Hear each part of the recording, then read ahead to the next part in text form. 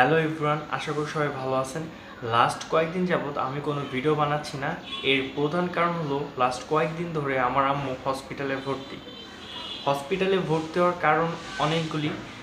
একটু কমপ্লেক্স হয়ে গেছে, বাট মেন প্রবলেম ক্রিয়েটিনিন, যেটা কিডনির পয়েন্ট বোঝায়, সেটা বেড়ে যাচ্ছে অ্যান্ড সেটা অস্বাভাবিকভাবে বাড়তেছে। বাট কিডনির যে উপসর্গ সেটা এখনও দেখা যায় না।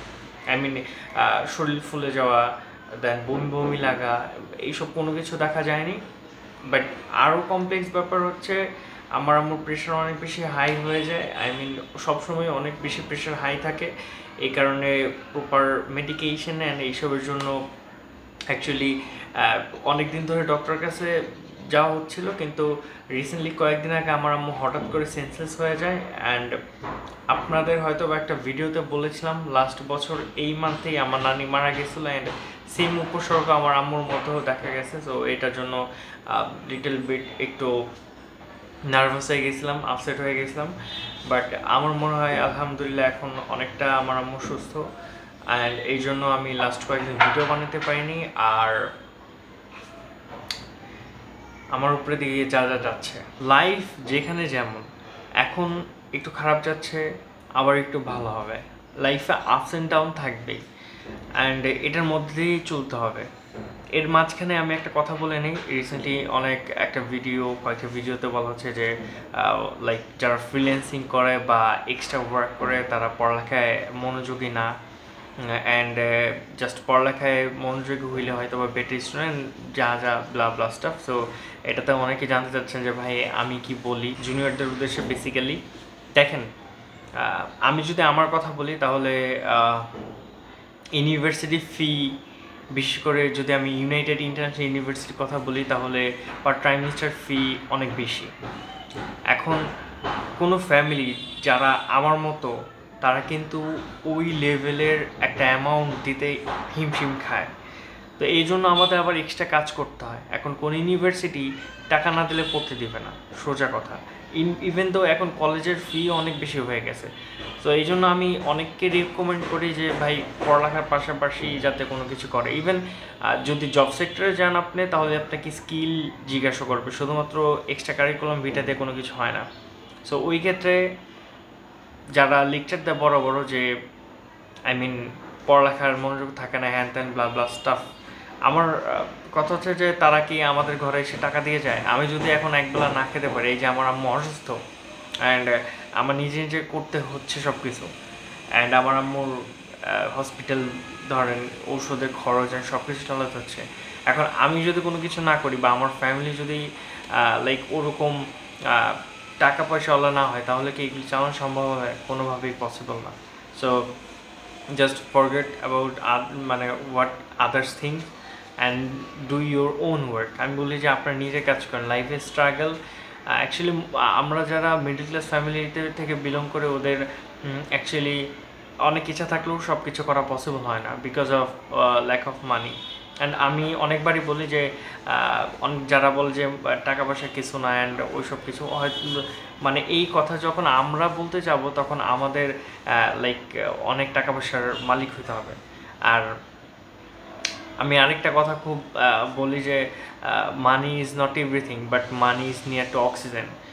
এই পৃথিবীতে থাকতে হইলে আপনাকে টাকা ইনকাম করে বাঁচতে হবে, অ্যান্ড আপনার একটা ভালো অ্যামাউন্টের টাকাই থাকতে হবে।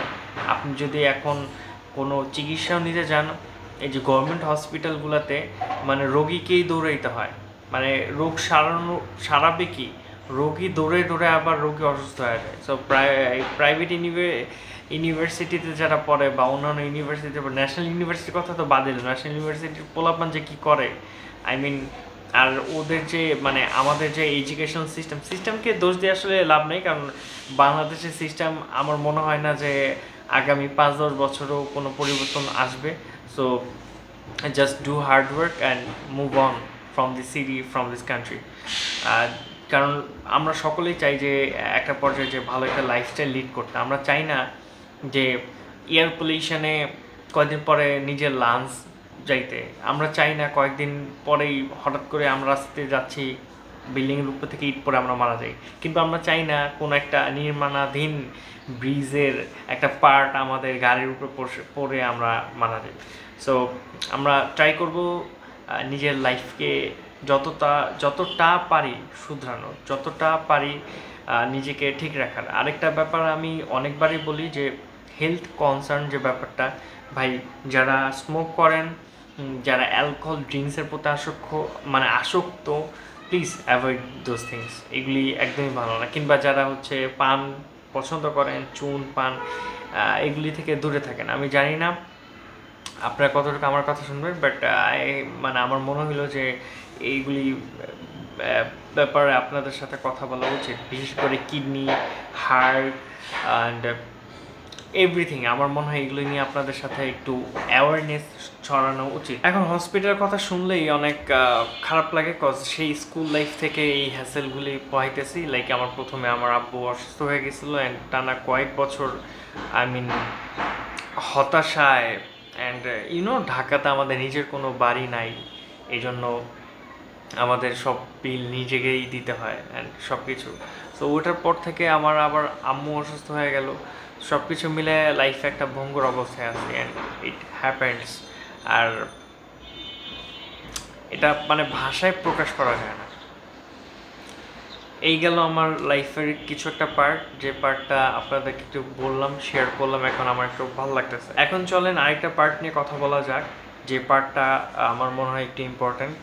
অনেকে আমাকে টেক্সট দিয়ে, অনেকে আমাকে জিজ্ঞেস করেন, অনেক ইনফরমেশন নেন, অনেক ইনফো নেন, অনেক সাজেশন নেন। I am so glad for it যে আপনাদেরকে আমি ইনফোগুলি দিতে পারি, যতটুকু পসিবল আমি দেওয়ার ট্রাই করি।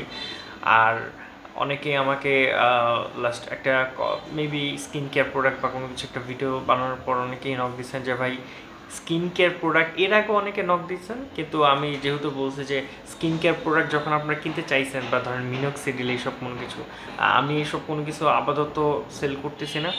বিশেষ করে লাইক মিনক্সিডিল অ্যান্ড দেন যেগুলি আমি বললাম, এগুলি বাহিরের মিনক্সিডিলগুলো কোনোটাই আমি এখন পর্যন্ত সেল করতেছি না, কজ আমি জানি না যে এটার অথেন্টিসিটি, ডিস্ট্রিবিউটর কারা বা কোত্থেকে এই প্রোডাক্টগুলি কীভাবে আসে। সো আমি যদি জেনে থাকি তাহলে আপনাদেরকে জানার ট্রাই করবো। আর আপনারা যদি অনেকেই বলতেছেন আমাকে যে আমি কেন ওই বিজনেসটা করতেছি না, লাইক ইনশাল্লাহ ইন ফিউচার আশা আছে। আর স্কিন কেয়ার প্রোডাক্ট নিয়ে অনেকে সাজেশন নেন, অনেকে আমার থেকে কিনতে নেন।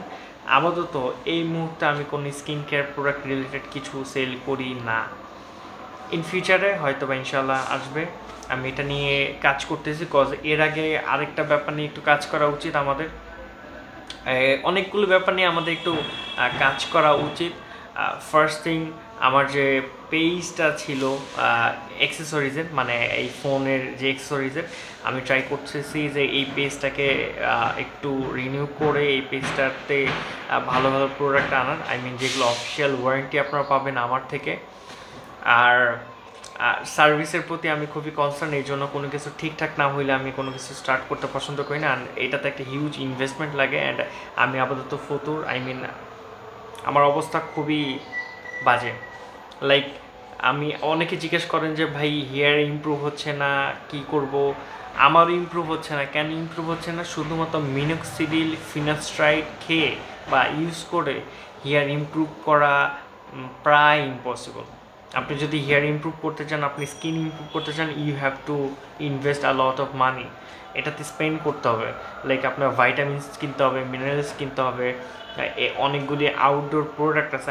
আউটডোর বলতে বোঝাচ্ছি হচ্ছে বাইরে ব্যবহারযোগ্য প্রোডাক্ট আছে, সেগুলি কিনতে হবে। অ্যান্ড সেগুলোর প্রাইস এক একটা অনেক বেশি।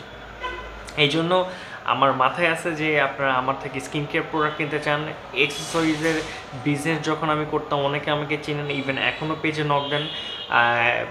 আমি জানি না আপনাদেরকে কীভাবে আমি বলে বোঝাবো, বাট লাস্টলি আমার এই যে অ্যাক্সেসরিজের দেখাইছিলাম আপনাদের কভার, সো এখানে 6-7 হাজার টাকার প্রোডাক্টের মতো জাস্ট খালি চায়না থেকে লেট করে আসার কারণে আমি প্রোডাক্টগুলি সেল করতে পারিনি, ওইটা এখনও আছে।